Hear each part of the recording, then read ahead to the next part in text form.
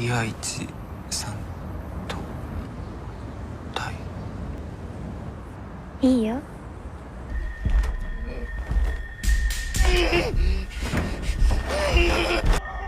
人が来たらどうするの？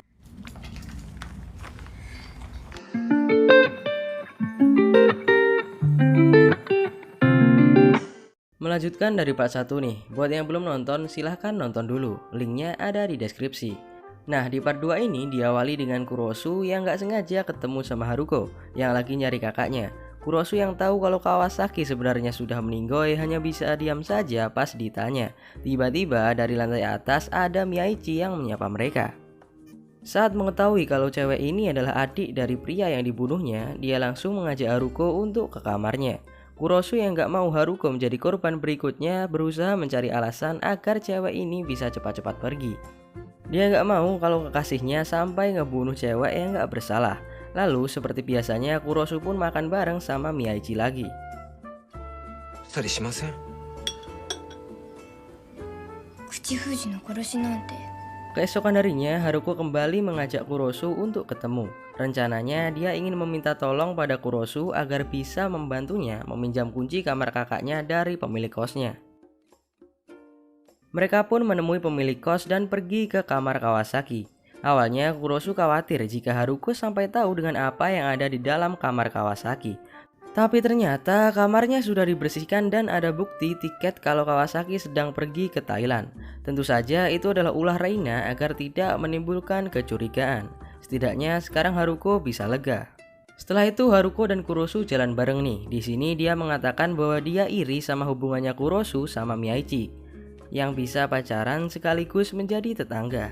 Nah di malam harinya Kurosu nggak sengaja ngelihat Miyaichi yang lagi jalan sama seorang pria yang ciri-cirinya punya tato lebah di tangannya. Lalu saat akan makan bersama Miyaichi seperti biasanya dia bertanya siapa pria itu. Tapi Miyaichi malah nanya balik ke Kurosu, kenapa kamu sampai mau nolongin Haruko padahal dia sendiri tahu kan siapa orang yang membunuh kakaknya. Nah di sini Miyaichi cemburu. Kurosu pun cuma bilang kalau dia ngelakuin semua itu buat nutupin perbuatannya Miyaichi. 僕は宮市さんのことを。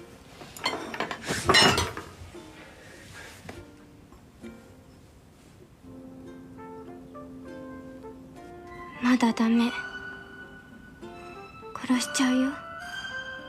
Setelah itu Miyaichi datang ke sebuah bar yang isinya sekelompok geng pengedar narkoboy. Nah si Miyaichi ini punya urusan sama mereka. Miyaichi bisa berurusan sama mereka gara-gara sudah ngebunuh salah satu anggota geng mereka. Korbannya itu ada di part 1 dan juga memiliki tato lebah. Kalau nggak ingat bisa kalian lihat lagi videonya. Nah maksud geng ini mengundang Miyaichi ke sini adalah untuk mengajak Miyaichi bekerja sama karena dia tahu kalau Miyaichi punya koneksi yang luas buat ngurusin mayat. Tapi Miyaichi menolak. Nah waktu Miyaichi mau pergi mereka mengancam akan membunuh Kurosu jika Miyaichi tidak bekerja sama. 彼氏ペット保存食さらっちゃうよ Karena merasa khawatir, Miyaichi pun nungguin Kurosu sampai pulang kerja. Nah, di sini Kurosu pun sangat senang karena ditungguin pacar tercinta. Setelah sampai ke kosan mereka, di sana sudah ada Haruko yang menunggu Kurosu. Ketika mereka ngobrol perlahan, Haruko pun mulai ngantuk dan akhirnya ketiduran. Ternyata ini semua adalah ulah Miyaichi yang memasukkan obat tidur dalam minuman Haruko agar dia bisa membunuhnya. 何してるんですか。なんで？ Tapi Kurosu yang gak mau Miyaichi membunuh lagi langsung menghentikannya. Dia gak mau suatu hari nanti Miyaichi sampai ketangkep atau terbunuh karena orang yang dendam padanya. Akhirnya Miyaichi pun mengurungkan niatnya. Dan beberapa waktu kemudian Haruko pun bangun dari tidurnya. Dia pun meminta maaf karena sudah ketiduran di rumah orang. Kurosu yang kasihan menawarkan diri buat nganterin Haruko sampai stasiun. Tapi segala kebaikan Kurosu malah bikin Haruko baper. Nah dia pun jatuh cinta dan langsung mengatakan isi hatinya pada Kurosu. 私黒さんのことが好きです。 Tentu saja hal itu membuat Kurosu sangat-sangatlah kaget karena dia kan gak nyangka kalau ada gadis normal yang sangat cantik seperti Haruko bisa suka sama dia. Nah di sini ada sedikit momen mesra-mesraan sampai akhirnya beberapa saat kemudian Reina yang datang bersama timnya membuat Kurosu kaget. Alhasil Haruko pun nggak mau ganggu mereka dan mutusin buat pergi aja.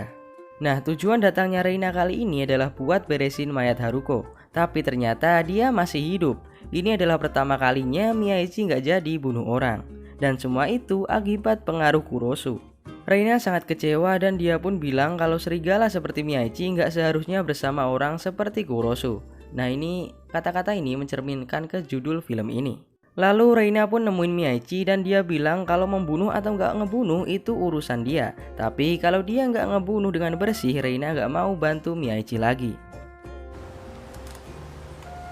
Lalu beberapa saat setelah itu Haruko menemui Kurosu lagi buat balikin sapu tangan milik Kurosu. Dia pun menegaskan lagi kalau dia sungguh serius suka sama Kurosu. Ya, meskipun si Haruko juga tahu kalau Kurosu masih pacaran sama Miyaichi. Intinya si Haruko di sini pengen nikung. Nah, Kurosu sangat setia sama Miyaichi. Dia mengatakan bahwa Haruko harusnya nggak salah paham sama kebaikannya selama ini. Alasannya Kurosu membantu Haruko selama ini adalah karena khawatir. Tapi Haruko ngotot kalau mereka akan jadi pasangan yang serasi. Haruko pun juga ngomong kalau Miyaichi itu cuma main-main. Dia adalah orang yang nggak akan berubah demi Kurosu. Sebelum pergi, Haruko ngomong kalau besok jam 8 Haruko akan nungguin Kurosu di tempat ini lagi, yaitu di kafe yang sama. Tentu saja buat PDKT. Sambil jalan, Kurosu mikirin lagi kata-kata Haruko. Tiba-tiba ada mobil yang mencegat Kurosu kemudian membawanya pergi. Ternyata itu adalah perbuatan geng yang mau Miyaichi bekerja sama dengan mereka. Jika Kurosu nggak mau ngebujuk Miyaichi, maka mereka akan melaporkannya ke polisi atas tuduhan telah membunuh rekan mereka. Dan tentu saja Kurosu yang gak mau kekasihnya itu membunuh lagi langsung nolak. Alhasil mereka pun melukai wajah Kurosu sebagai peringatan. Saat Kurosu pulang, Miyaichi yang melihatnya curiga. Dia pun sadar kalau ini semua adalah perbuatan geng yang pernah mengancamnya. Dia emosi dan berniat membalas dendam. Namun Kurosu menghentikannya. Dia berkata lebih baik dia terbunuh daripada Miyaichi yang kembali membunuh.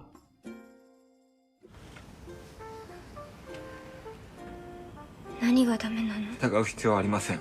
本当に殺されるよ。さんが人を殺すよりマシです。 Nah, mereka pun ribut nih. Sambil nangis, Miyaichi pun bilang kalau Kurosu tidak bisa memahaminya. Miyaichi juga merasa kalau dia bukan bagian dari masa depan yang pernah Kurosu ceritakan kepada Miyaichi. Sebelum keluar dari kamar Kurosu, Miyaichi meminta agar dia menambah lubang yang ada di dinding kamarnya. Keesokan harinya, Reina menemui Kurosu di tempat kerjanya. Dia bilang kalau Miyaichi akan membunuh banyak orang dalam waktu sehari. Tapi Kurosu merasa kalau dia nggak bisa berbuat apa-apa. その笑顔をもう僕には何も。 Setelah kejadian itu, Kurosu pun kelihatan lemah seperti sebelum ketemu sama Miyaichi. Dan Miyaichi yang biasanya ceria kelihatan sedih. Karena ada cahaya dari kamarnya Miyaichi, Kurosu pun mengintip Miyaichi yang selesai membunuh orang. Tapi nggak kayak biasanya, kali ini Miyaichi malah nangis. Lalu Kurosu pun menyadari sesuatu. Dia berlari dari apartemennya dan melihat mayat yang sedang dibereskan. Dia pun menelpon Haruko dan dia bilang kalau Miyaichi emang nggak bisa diubah. Mungkin benar Miyaichi cuma main-main aja sama Kurosu. Tapi sejak awal memang Miyaichi nggak membutuhkan Kurosu, melainkan Kurosu lah yang sangat membutuhkan Miyaichi. Kurosu pun nemuin geng lebah yang dia kira udah nyuruh Miyaichi buat ngebunuh banyak orang di hari itu. Dia pun minta mereka untuk berhenti menyuruh Miyaichi, tapi aksi Kurosu ini malah ngebuat dia babak belur dihajar sama orang-orang di geng ini. Saat leadernya akan membunuh Kurosu, tiba-tiba listriknya padam dan ada granat gas yang dilemparkan ke arah mereka. Lalu gas itu pun memenuhi ruangan. Ternyata orang yang datang adalah Miyaichi. Dia pun terkejut kenapa Kurosu bisa berada di sini. Belum sempat bicara sama Kurosu, dia menyadari bahwa komplotan geng itu bangkit dan mencoba menyerangnya. Dengan penuh tatapan dingin, Miyaichi yang memang seorang pembunuh handal menghabisi seluruh lawannya dengan begitu kejam dan hanya menggunakan cutter. Bahkan sang leader pun tidak bisa melawan Miyaichi dan akhirnya harus meninggoy di tangan gadis yang sangat cantik ini. Di sini lagi-lagi Miyaichi menjelaskan kalau dia yang nentuin aturan dalam membunuh. Miyaichi nggak mau membunuh karena dimintai tolong. Dan yang tadi dilihat Kurosu di kamarnya Miyaichi adalah anggota dari geng ini. Dan gak itu aja, Kurosu juga senang karena Miyaichi ngaku kalau dia nggak ngerasa bahagia lagi setelah ngebunuh orang. Kurosu pun berpikir bahwa itu artinya Miyaichi akan segera pensiun dari kegiatan bunuh-membunuh ini. Ya, meskipun Kurosu tetap aja menyukai Miyaichi apa adanya, seperti selama ini. Meskipun Miyaichi adalah seorang pembunuh, Miyaichi pun merasakan hal yang sama. Dia sangat menyukai Kurosu dan mereka pun berciuman untuk pertama kalinya. Namun setelah ciuman itu, Miyaichi malah menusuk perutnya Kurosu. Memang kalau jatuh cinta sama psikopat itu harus siap kehilangan nyawa kapan aja. Ya untungnya si Kurosu ini bersedia meninggoy demi Miyaichi. Setelah itu layar pun hitam dan filmnya saya kira selesai, tapi enggak. Terlihat Miyaichi yang membawa sebuah koper. Dia sempat ngobrol sama Reina dan dia menyayangkan karena setelah ini Kurosu nggak akan ngintip lagi. Karena sebentar lagi mereka berdua akan tinggal bersama. ったんだよ。だってもったいなくて。やっぱり可愛い。 Miyaichi mengatakan kalau dia akan berhenti membunuh, tapi suatu saat dia akan membunuh Kurosu. Tapi dia mengatakannya dengan nada bercanda. Atau enggak, saya nggak tahu karena pola pikir psikopat itu sungguh sulit ditebak. Nah, setelah mendengar perkataan itu, bukannya takut, Kurosu malah kesenangan. Dan dia bilang kalau arteri karotisnya itu adalah milik Miyaichi. Benar-benar udah nggak waras nih orang. Karena bucin dia pun seperti ini. Ya itulah bucin guys. Di ending film ini mereka berdua berjabat tangan sebagai tanda mereka sudah resmi berkenalan. Karena ternyata selama ini mereka belum tahu nama depan mereka masing-masing. Dan ketika udah tahu nama mereka masing-masing, film ini pun berakhir. Film ini mengajarkan kepada kita kalau jangan sampai salah jatuh cinta sama seseorang. Karena kalau kalian udah bucin sama seseorang dan orang itu adalah psikopat, kalian bakal rela dibunuh sama dia. Kan ngeri kan ya. Dah itu aja untuk kali ini ya. Dan selain itu jangan lupa untuk like, komen, dan subscribe. Nah itu saja untuk alur film kali ini. Terima kasih jika kalian nonton sampai akhir. Dan jangan lupa untuk mengecek part 1-nya ada di deskripsi, oke? Sampai jumpa di video berikutnya.